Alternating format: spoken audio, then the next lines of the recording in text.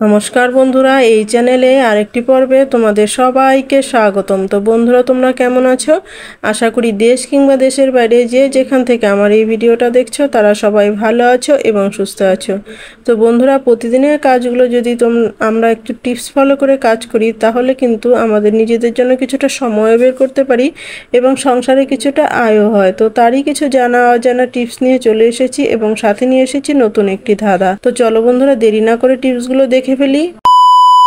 বন্ধুরা, এখানে নিয়ে নিচ্ছি আমি দুটো গ্লাস। তো দুটো গ্লাস নিয়ে কি করব, দুটো গ্লাসের মধ্যে আমি দিয়ে দিচ্ছি সমপরিমাণে গরম জল। তো এখানে গরম জল দিয়ে দিচ্ছি। তো গরম জল দেওয়ার পর এটাতে আমরা দিয়ে দিব লবণ, সামান্য পরিমাণ লবণ দিয়ে দিচ্ছি। তো লবণ দিয়ে তারপরে এটার মধ্যে যেটা দিতে হবে সেটা কি বলো তো, হোয়াইট ভিনিগার। তো ভিনিগার আমি সামান্য পরিমাণ ভিনিগারও এটার মধ্যে অ্যাড করছি। দুটোর মধ্যে আমি ভিনিগার দিয়ে দিব, সামান্য পরিমাণে ভিনিগার দিয়ে দিব। তো বন্ধুরা, এই মিশ্রণটা যে তৈরি করছি, এই মিশ্রণটা আমরা কি কাজে ইউজ করব তো তোমরা দেখতে থাকো, টেনে টেনে দেখো না, তাহলে বুঝতে পারবে না। তো এই বন্ধুরা দেখো, দুটোর মধ্যেই কিন্তু আমি সম পরিমাণে দিয়েছি, আর দুটো যে কাজ করব সে একই কাজই কিন্তু দুটোর মধ্যে করব, যার জন্য সম পরিমাণে নিয়ে নিচ্ছি। তো দেখো, এটা আমরা কি কাজে ইউজ করি তো চলো দেখে নেই। তো বন্ধুরা, আমাদের যে ব্রাশগুলো হয়, আমাদের ব্রাশগুলো তো আমরা প্রতিদিন ব্রাশ করি, কিন্তু ব্রাশগুলো যে ব্রাশ করে তো আমরা রেখে দেই, এগুলো তো আমরা ভালো করে ধুয়ে রাখি না। তো সেই ব্রাশগুলো যদি আমরা মাঝে মধ্যে যদি এরকম করে যদি গরম জল এরকম করে উপকরণগুলো মিশিয়ে তারপরে যদি এরকম করে ব্রাশগুলো ভিজিয়ে রেখে তারপর একটু সেফটি পিন দিয়ে এটা পরিষ্কার করে নিই, তাহলে কিন্তু এটার মধ্যে যে ব্যাকটেরিয়া খাবারের যে কণাগুলো থাকে সেটা থেকে কিন্তু খাবারের কণাগুলো থাকতে থাকতে কিন্তু ব্যাকটেরিয়া এটার উপরে আক্রমণ করে, আর নানা রকম ব্যাকটেরিয়া আক্রমণ করলে সেটা কিন্তু আমাদের মুখে যায়। আমরা যখন দাঁত ব্রাশ করি ভালো করে তো ধুয়ে করি না, তো এইভাবে কিন্তু আমাদের মুখের মধ্যে চলে যায়, ফলে আমাদের ক্ষতি হয়। তো এইভাবে যদি আমরা মাঝে মধ্যে পরিষ্কার করে নিই তাহলে কিন্তু ব্যাকটেরিয়ার আক্রমণ থেকে রক্ষা করতে পারবো। আশা করি বন্ধুরা তোমাদের এই টিপসটিও ভালো লেগেছে। তো ভালো লাগলে একটা লাইক করে দিও। তো চলো বন্ধুরা, আমরা পরবর্তী টিপসটা দেখে নিই। তো বন্ধুরা, আমাদের সারা জুড়ি মাঝে মধ্যে কি হয়, এক পাশেরটা হয়তো বেরিয়ে থাকে আর এক পাশেরটা হয়তো ভিতরে ঢুকে যায়। তো চট করে এখন দেখো আবার সম্পূর্ণটা খুলে তারপরে আবার লাগাবো, সেটাও তো অনেকটা সময় লেগে যাবে। চট করে তো তাড়াহুড়োর সময় কিন্তু এটা কিন্তু একদমই অসুবিধার সৃষ্টি হয়। তো কি করে আমরা চট করে এই পাশ থেকে আমরা এটাকে বের করে নিতে পারবো তারই একটি ছোট্ট টিপস তোমাদের কাছে শেয়ার করছি। তো দেখো, কেচিটা যদি আমরা এইভাবে একটা কেচি নিয়ে কেচির মাথাটা এইভাবে ঢুকিয়ে তারপরে যদি ওই যেই পর্যন্ত রয়েছে সেই জায়গাটা আস্তে করে নিয়ে তারপর যদি আমরা একটু কেচির মাথাটাকে ফিতাটার মধ্যে লাগিয়ে তারপর যদি আমরা একটু বাইরে থেকে টান দিই তাহলে কিন্তু কেচির মাথাতে করে এটা কিন্তু খুব সহজেই বেরিয়ে আসবে। তো তোমাদের কাছে দেখাচ্ছি। তো দেখো কত সহজে আমরা কিন্তু এইভাবে আমরা ফিতাটাকে বের করে নিতে পারি। তো তোমাদের কাছে টিপসটি কেমন লেগেছে দেখে তোমরা অবশ্যই একটু কমেন্ট করে জানিও। তো দেখো, খুব সহজেই কিন্তু বেরিয়ে আসে। এভাবে এক্সট্রা করে আমাদের কিন্তু দেখো চট করে হয়ে গেল, এটা কিন্তু আমাদের এক্সট্রা করে সময়ও বেশি দিতে হলো না। তো তোমাদের কাছে কেমন লেগেছে অবশ্যই কমেন্ট করে জানিও। তো ভালো লাগলে একটা লাইক করে দিও। তো চলো বন্ধুরা, আমরা পরবর্তী টিপসটা দেখে নেই। তো বন্ধুরা, আমাদের ঘরে আমরা তো অনেক কলগেট ব্যবহার করি, অনেক কাজে ইউজ করি। তো আজকে যে কাজে ইউজ করব সেটা কি কাজে ইউজ করব তোমরা দেখে নাও। তো দেখো, একটু কলগেট আমি নিয়ে নিচ্ছি আর সেটা তুলোর মধ্যে করে নিয়ে নিচ্ছি। তো বন্ধুরা, এটা আমরা যে কাজে ইউজ করব সেটা হয়তো তোমাদের কাছে কেমন লাগবে সেটা জানি না। তো আমার কাছে খুবই ভালো লেগেছে, তো আমি তাই তোমাদের কাছে শেয়ার করছি।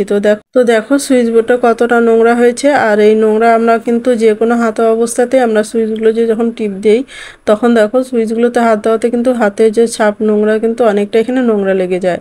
তো দেখো, খুব নোংরা হয়ে গেছে সুইচ বোর্ডটা। তো এটা কিন্তু খুব সহজে এটা আমরা পরিষ্কার করে নিতে পারবো সামান্য একটু কলগেট দিয়ে। হ্যাঁ বন্ধুরা, সামান্য কলগেট দিয়ে আমরা এটাকে সুইচ বোর্ডটাকে পরিষ্কার করে নিতে পারবো। তো তোমরা দেখতে থাকো কতটা সুন্দরভাবে এটা পরিষ্কার হয়। জল ছাড়া আমরা সুইচ বোর্ড এই শুধু কলগেট দিয়ে এত সুন্দর পরিষ্কার করে এর আগে তো ভাবতে পারিনি যে আমি সুইচ বোর্ডটা পরিষ্কার করতে পারবো। কেননা যেহেতু এই সুইচ বোর্ডটাতে কি হয়েছে, এই সুইচ বোর্ডটাতে আগুন লেগে গেছিলো। তো আগুন লেগে গেছে, তো যার জন্য কিন্তু এই সুইচ বোর্ডটা আমরা পরিষ্কার করতে সাহস করি না। তো এই হঠাৎ করেই মনে হলো যে না, আমি তো কলগেট দিয়ে তো এটা পরিষ্কার করে নিতেই পারি, জল লাগবে না যেহেতু। তো সেই জন্য কিন্তু এটা আমি আজকে তোমাদেরকে শেয়ার করলাম এবং আমি সুইচ বোর্ডটাকে পরিষ্কার করে নিলাম।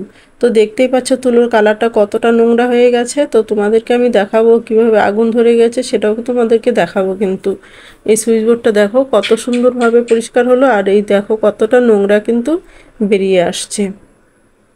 তো তারপরে একটু শুকনো ন্যাকড়া দিয়ে, যে কোনো ন্যাকড়া দিয়ে একটু মুছে নিলেই কিন্তু আমাদের সুইচ বোর্ডটা একদম খুব সুন্দরভাবে পরিষ্কার হয়ে যায়। তো তোমাদেরকে আমি দেখাচ্ছি, দেখো সুইচ বোর্ডটা কীভাবে আগুন লেগে গেছিলো।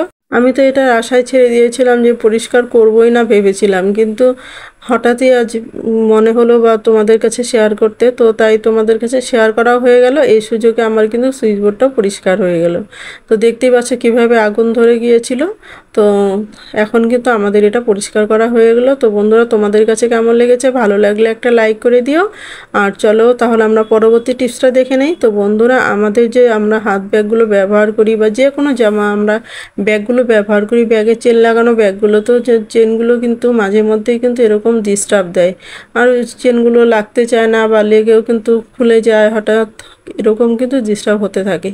তো ডিস্টার্ব হতে থাকলে কি হয়, যদি দেখো এই ধরনের ব্যাগগুলো যদি একটা চেনটা যদি নষ্ট হয়ে যায়, তাহলে এই ব্যাগটা কিন্তু বাতিল হয়ে যাবে। তো এত সুন্দর ব্যাগ এই শুধুমাত্র একটু চেনটার জন্য যে বাতিল হয়ে যাবে, চট করে বাতিল করে দিতে মন তো চায় না, তাই না? তো খুব সহজেই কিন্তু আমরা এটাকেও আমরা ঘরের মধ্যে ঠিক করে নিতে পারি। আর বাইরে এটা তো এইসব ব্যাগ তো চেন ঠিক করতে দেওয়া যায় না, তো আমরা ঘরেই এটা ঠিক করে নিতে পারি। তো দেখো এটা কি দিয়ে ঠিক করব। তো দেখো এই জায়গাটার মধ্যে বারবারই কিন্তু আটকে যাচ্ছে, এই জায়গাটার মধ্যে একটু আমি মোম দিয়ে দিচ্ছি, সম্পূর্ণ চেনটাতেই আমি মোম দিয়ে দিব। মোম দিয়ে দিলে কি হবে, খুব সুন্দর কিন্তু এটা কিন্তু চেনটা আমাদের ঠিক হয়ে যাবে। তো দেখো কিভাবে আমি মোমটা দিচ্ছি, সম্পূর্ণ চেনটাতে মোমটা লাগিয়ে দিব। সম্পূর্ণ মোমটা যখন এটার মধ্যে আমি লাগিয়ে দিব, তখন কিন্তু আমার চেনটা কিন্তু অটোমেটিক কিন্তু খুব সুন্দরভাবে চলতে থাকবে, একদমই ডিস্টার্ব করবে না। তো তোমরাও তোমাদেরকে চোখের সামনে আমি দেখিয়ে দিব কতটা সহজ হয়ে যায় এটা। তো দেখো আমি খুব সহজেই কিন্তু দেখো চেনটা লাগাবো, খুলবো, একদমই কিন্তু এখানে আটকাবে না। দেখো কত সহজ হয়ে গেল। তো তোমাদের কাছে টিপসটি কেমন লেগেছে অবশ্যই কমেন্ট করে জানিও বন্ধুরা। যদি ভালো লাগে তাহলে একটা লাইক করে দিও, আর বন্ধু বান্ধবদের কাছে শেয়ার করতে বন্ধুরা একদমই ভুলো না কিন্তু। চলো বন্ধুরা, আমরা পরবর্তী টিপসটা দেখে নেই। বন্ধুরা, আমরা যখন রুটি ভাজি তখন হয়তো রুটি ভাজতে গিয়ে হয়তো দেখতে হয়তো হাতা বা খুন্তি হয়তো হাতের কাছে পেলাম না, বা হাতের কাছে পেলাম, রুটি হয়তো বসিয়ে দিয়েছি, হয়তো নিয়ে আমার শুরু করা হয়নি রুটিটা ভাজা। তো হয়তো এই রুটি আমার খুন্তি আনতে আনতে বা হাতা আনতে আনতে রুটিটা তো পুড়ে যাবে, তো উল্টাতে হবে। তো চট করে কিন্তু আমরা হাত দিয়ে তখন করে ফেলি, আর হাত দিয়ে করে ফেললে কি হয়, হাতের মধ্যে শ্যাক লেগে যায়। এভাবে কিন্তু বারবার করেই আমাদের এরকমটা করতে হয়। হয়তো রুটি আনতে যাব, খুন্তিটা হয়তো নোংরা হয়ে আছে, খুন্তিটা ধুয়ে আনতে হবে বা হাতাটা ধুয়ে আনতে হবে। তো সেটার ক্ষেত্রে কিন্তু আমাদের হাতটা এইভাবে চট করে কিন্তু লাল হয়ে যায়, আমাদের হাত দিয়ে করে ফেলি, ফলে কি হয়, হাতটা লাল হয়ে যায়। তখন যদি বন্ধুরা এইভাবে আটা, যে আমাদের তো আটা মাখাই থাকে, তো চট করে তখন চটপট করে যদি আটাটা, আর তখন তো রুটি বানানোটাও বন্ধ করা যাবে না, রুটিটা বানাতেই হবে।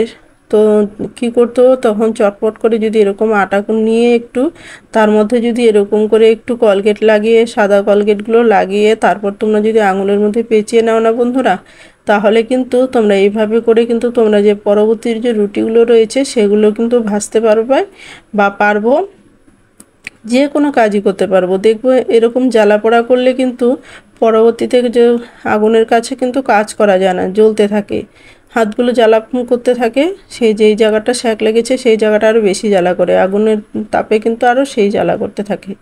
তো এইভাবে করলে কিন্তু হাতটা জ্বালাও করবে না, আর দেখো আমরা যে কোনো কাজই কিন্তু করতে পারবো, পরবর্তী রুটিগুলো আমরা ভাজতে পারবো, তো কোনো রকমই অসুবিধা হবে না। তো বন্ধুরা, তোমাদের কাছে টিপসটি কেমন লেগেছে, তো ভালো লাগলে লাইক কমেন্ট শেয়ার করে দিও। আর এই ভিডিওতে যদি কেউ নতুন হয়ে থাকো তাহলে সাবস্ক্রাইব করে আমার পাশে থেকো এরকম নিত্য নতুন ভিডিও পাওয়ার জন্য। বন্ধুরা চলো দেখতে দেখতে চলো আজকের ধাঁধাটা রয়েছে সেটা জেনে নিই। তো বন্ধুরা, আজকের ধাঁধা হলো, আমি থাকি জলে তুমি থাকো স্থলে, তোমার সাথে দেখা হবে মরণকালে। তো বন্ধুরা, উত্তরটি যদি জানা থাকে অবশ্যই কমেন্ট করে জানিয়ে দিও।